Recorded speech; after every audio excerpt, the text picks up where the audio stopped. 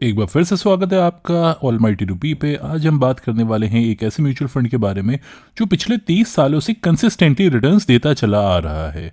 अगर आपने इस फंड में अक्टूबर 1995 में सिर्फ 1 लाख रुपए इन्वेस्ट किए होते तो आज वो 4 करोड़ से ज़्यादा के हो गए होते।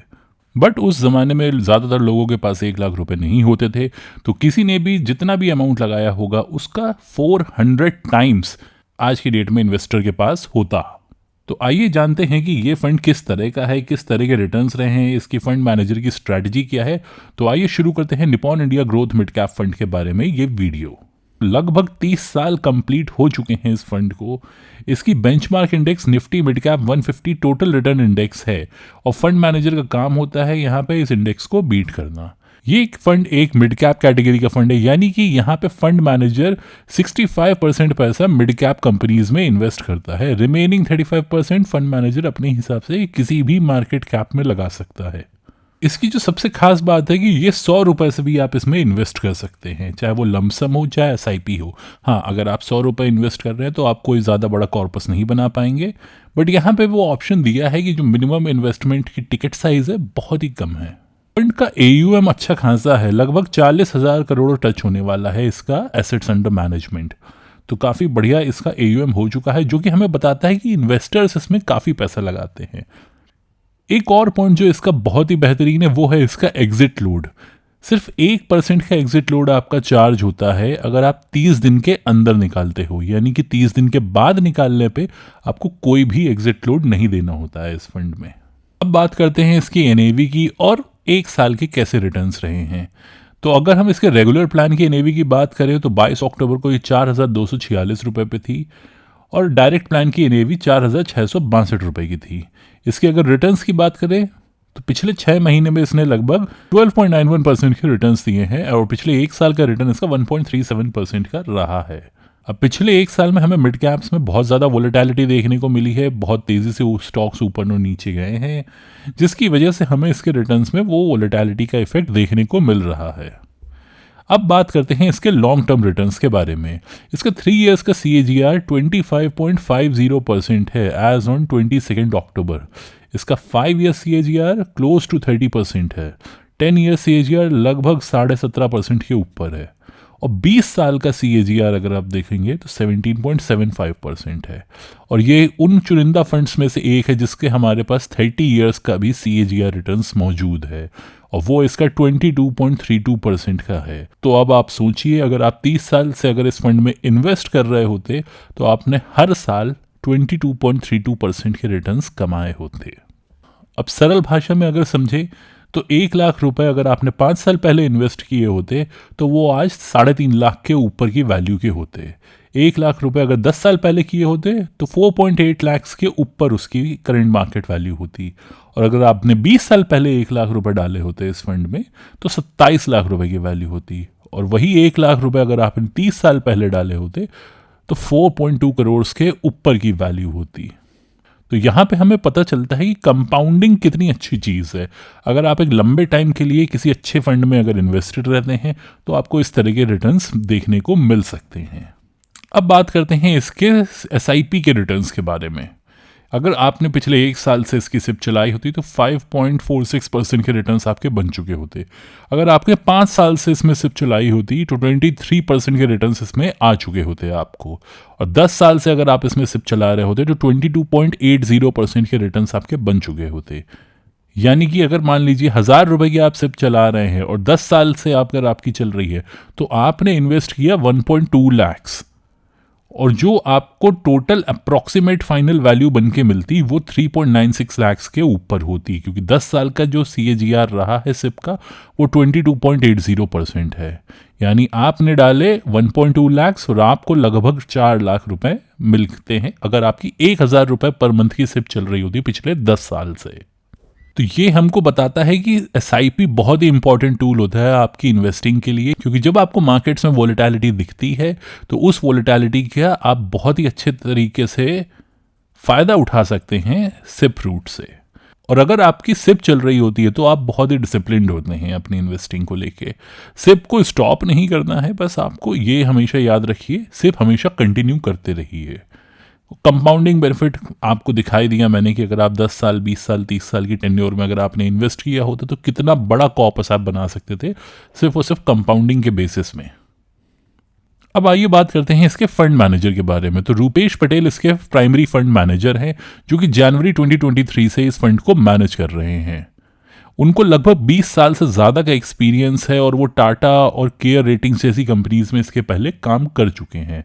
उनकी जो एक्सपर्टीज़ है वो थोड़ी वैल्यूएशन साइड में है, क्रेडिट एनालिसिस साइड में रही है फंड मैनेजमेंट के साथ साथ, और ये चीज़ हमें इस फंड की अप्रोच में भी देखने को मिलती है।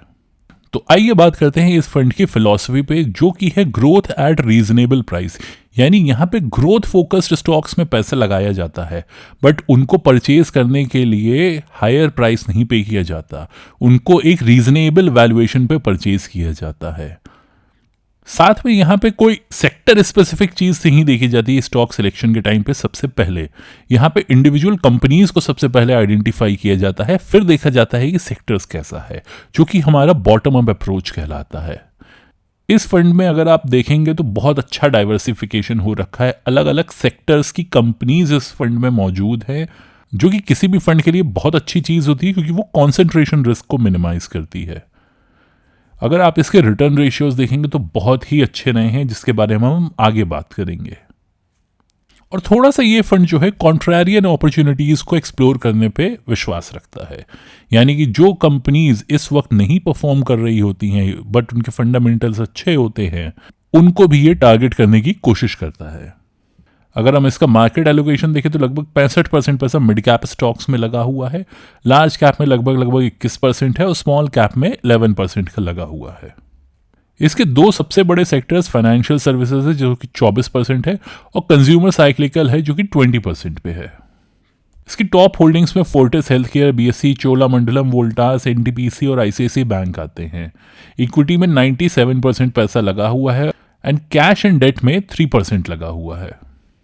आइए बात करते हैं इस फंड के रेशियोज के बारे में। सबसे पहला रेशियो है शार्प रेशियो, जो हमें बताता है कि ये रिटर्न्स जनरेट करने के लिए कोई बहुत ज़्यादा रिस्क तो नहीं ली जा रही है।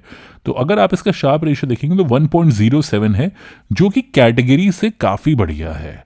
यानी कि कम रिस्क लेके ये आपको अच्छे रिटर्न्स दे रहा है as compared to other funds जो कि मिड कैप कैटेगरी में हैं। दूसरा रेशियो है अल्फा। ये हमें फंड मैनेजर की काबिलियत बताता है, यानी कि जो इसकी बेंचमार्क इंडेक्स है उसको बीट करने के लिए कितनी अच्छी उसकी मार्केट टाइमिंग है, कितना अच्छा स्टॉक सिलेक्शन है, वो हमें पता चलता है अल्फा से। तो अल्फा अगर पॉजिटिव है तो फंड मैनेजर बहुत अच्छा काम कर रहा है। तो इस फंड का हमें 1.89 का अल्फा देखने को मिलता है। इसके बाद आता है बीटा और स्टैंडर्ड डिविएशन, जो हमें बताते हैं कि फंड कितना ज़्यादा वोलेटाइल है। बीटा अगर 1 से कम होगा तो ये मार्केट से रिलेटिवली कम मूव करेगा, यानी ये कम वोलेटाइल फंड है। और सेम अप्लाई होता है स्टैंडर्ड डिविएशन में, जो कि ये अपनी कैटेगरी एवरेज से कम है। तो हमें वोलेटिलिटी भी यहाँ कम देखने को मिलती है और रिस्क एडजस्टेड रिटर्न्स हमें यहाँ ज़्यादा देखने को मिलते हैं। ये है कंपैरिजन इसकी कैटेगरी एवरेज का, जिसमें हमें शार्प रेशियो बेटर दिख रहा है इसकी कैटेगरी एवरेज से। अल्फा की अगर हम बात करें वो भी बेटर है। स्टैंडर्ड डिविएशन की बात करें तो वो भी हमें कैटेगरी एवरेज से कम देखने को मिल रहा है, और बीटा भी हमें कम देखने को मिल रहा है। तो कम वोलेटाइल फंड है लेकिन रिटर्न्स हमें अच्छे देता है। अब जो हमने वैल्यूएशन की बात करी थी वो हमें इस पता चलता है इस फंड के पी रेशियो से। इस फंड का पी रेशियो 29.18 है, वहीं पे कैटेगरी एवरेज का 36.61 है, जो कि हमें बताता है कि ग्रोथ स्टॉक्स में परचेजिंग कर रहे हैं बट उनका जब वैल्यूएशन जो है एक रीजनेबल प्राइस पे हो तब। अब ये है इसकी कुछ पीयर्स से इसका comparison. Nippon India growth mid cap fund बहुत ही कंसिस्टेंटली अच्छी परफॉर्मेंस देता चला आ रहा है। पिछले 1 साल से हमें थोड़ी सी अंडर परफॉर्मेंस देखने को मिली है, बट अगर आप ओवरऑल इसके रिटर्न्स को कंपेयर करेंगे इसके बाकी पीयर्स से तो ये काफ़ी अच्छी जगह स्टैंड करता है। इसका चाहे आप शॉर्ट टर्म रिटर्न देखें चाहे लॉन्ग टर्म रिटर्न देखें, ये आपको कंसिस्टेंट रिटर्न्स डिलीवर करने में विश्वास रखता है। और ये ट्रैक रिकॉर्ड हमारे पास तो बहुत लंबे टेन्योर का मौजूद है। कोई हम शॉर्ट टर्म की बात नहीं कर रहे हैं कि 3 साल 4 साल 5 साल पुराना फंड है। फंड को 30 साल हो चुके हैं। अब बात करते हैं इसमें टैक्स किस तरह से लगता है। तो अगर आपने अपनी यूनिट्स को 1 साल के अंदर बेच दिया तो आपको short term capital gain tax देना होगा, जो कि 20% चल रहा है अभी। अगर आप 1 साल के बाद बेचते हैं तो आपको 12.5% का long term capital gain tax देना होगा अपने प्रॉफिट पे। जब ये प्रॉफिट कैलकुलेट किया जा रहा होता है तो आपको 1.25 लाख की छूट मिलती है आपके सारे ही म्यूचुअल फंड्स और इक्विटीज़ के प्रॉफिट को जोड़ने के बाद। एग्जाम्पल के तौर पे समझते हैं, मान लीजिए आपका 2 लाख रुपए का प्रॉफिट है। पहले समझते हैं शॉर्ट टर्म कैपिटल गेन अगर 2 लाख का बन रहा होता तो आप कितना टैक्स दे रहे होते, यानी 20% ऑफ 2 लाख यानी 40,000 रुपये का आपको short term capital gain tax देना पड़ जाता। लेकिन मान लीजिए आपने ये 12 महीने होल्ड करने के बाद बेचा और तब आपको ये 2 लाख रुपए का कैपिटल गेन बन रहा है, तो वो क्वालिफाई करेगा लॉन्ग टर्म कैपिटल गेन के टैक्स के अंदर। तो long term capital gain tax में आपको रिबेट मिल गई 1.25 लाख की, यानी अब आपके पास बचे सिर्फ 75,000 रुपये। 75,000 रुपये पे आपको 12.5% का टैक्स देना होगा, यानी 9,375 रुपये। यानी अगर आप अपनी होल्डिंग्स को 1 साल के बाद बेचेंगे तो आप 30,625 रुपये बचा सकते हैं सिर्फ टैक्स के ही फॉर्म में। अदरवाइज जो पैसा आपको गवर्नमेंट को देना पड़ जाएगा। तो ये हर इक्विटी फंड के लिए यही टैक्सेशन रहता है, स्टॉक्स के लिए यही टैक्सेशन होता है। अब अगले फाइनेंस बिल या उसके अगले फाइनेंस बिल में अगर टैक्सेशन चेंज हो जाएगा तो रेट्स चेंज हो जाएंगे, अदरवाइज एज ऑन डेट ये टैक्सेशन कंटिन्यू चल रहा है। अब बात करते हैं कि किस तरह के इन्वेस्टर्स के लिए ये फंड सूटेबल है। तो अगर आप एक लॉन्ग टर्म इन्वेस्टर हैं तो आपके लिए बहुत ही बढ़िया फंड है, आप इसमें ज़रूर लगा सकते हैं। 5 साल 10 साल का आप अगर होराइजन रखते हैं, बहुत ही अच्छा फंड है आपके लिए। दूसरा, आप हाई रिस्क टॉलरेंस है, तो अगर आप इक्विटी फंड्स कंसिडर कर रहे हैं तो जाहिर सी बात है आप हाई रिस्क टॉलरेंस वाली कैटेगरी में ज़रूर आ रहे होंगे। तीसरा है ग्रोथ ओरिएंटेड इन्वेस्टर्स, तो अगर आप वेल्थ क्रिएशन करना चाहते हैं, कैपिटल एप्रिसिएशन करना चाहते हैं एक लंबे टाइम में, तो आप इस फंड में इन्वेस्ट कर सकते हैं। अब किनको नहीं करना चाहिए, तो जस्ट उनके ऑपोजिट जो है उनको नहीं करना चाहिए। अगर आप एक शॉर्ट टर्म ट्रेडर हैं तो आपको इसमें नहीं इन्वेस्ट करना चाहिए। अगर आप एक कंजर्वेटिव इन्वेस्टर हैं तो आपको इस फंड के साथ बिल्कुल नहीं जाना चाहिए। आप रिटायर हो गए हैं, आपको इनकम चाहिए और आप चाहते हैं कि आपका पैसे से आपको इनकम मिले बट वो कैपिटल सिक्योर रहे, तो आपको इस तरह के फंड में नहीं लगाना चाहिए। अगला है इमरजेंसी फंड इन्वेस्टर्स, तो अगर आपके पास इमरजेंसी फंड का कॉर्पस है तो उस पैसे को आपको यहाँ पे नहीं लगाना है। इमरजेंसी फंड कैसे क्रिएट करना है उसके ऊपर मैंने वीडियो बना रखा है, मैं वो डिस्क्रिप्शन में डाल दूंगा, आप उस वीडियो को देख सकते हैं। तो आपने इमरजेंसी फंड का पैसा यहाँ पे नहीं लगाना है आपको। अगर आप एक नए इन्वेस्टर हैं, इनएक्सपीरियंस्ड इन्वेस्टर हैं बिल्कुल ही, तो आप मिड कैप्स को सीधे सीधे अवॉइड ही करिए तो ज़्यादा बेटर रहेगा। इसकी स्ट्रेंथ्स की हमने जैसी बात करी, एक बहुत बढ़िया ट्रैक रिकॉर्ड हमारे पास मौजूद है। 30 साल फंड ने कंप्लीट कर लिए हैं, जिसका CAGR हमारा 22.32% का रहा है सिंस इंसेप्शन। फंड मैनेजर बहुत ही अच्छा एक्सपीरियंस्ड पर्सन है, 20 साल के ऊपर का उनका एक्सपीरियंस हो चुका है फंड मैनेजमेंट में। इसके जो रेशियोज हैं वो सारे ही अच्छे हैं। हमें यहाँ पे डाइवर्सिफिकेशन देखने को मिलता है जो कि बहुत बेहतरीन है। इसका AUM भी अच्छा खासा है, 40,000 करोड़ के आसपास का AUM होने वाला है इसका। और ये जो है मिड कैप कैटेगरी में काफ़ी अच्छी परफॉर्मेंस देता है, आप कोई भी टाइम होराइजन उठा के देख सकते हैं। अगर आप इसकी वीकनेसेस की बात करें तो पिछले 1 साल में अंडर परफॉर्मेंस हमें देखने को मिली है। वो मिड कैप में कुछ स्टॉक्स चले कुछ नहीं चले, उसकी वजह से थी। दूसरे इसकी वीकनेस है, अगर आप एक कंजर्वेटिव इन्वेस्टर हैं या मॉडरेटली कंजर्वेटिव भी हैं तो इस फंड को अवॉइड करिए। तो वो इसकी खैर वीकनेस नहीं है बट इसमें मैंने डाला हुआ है।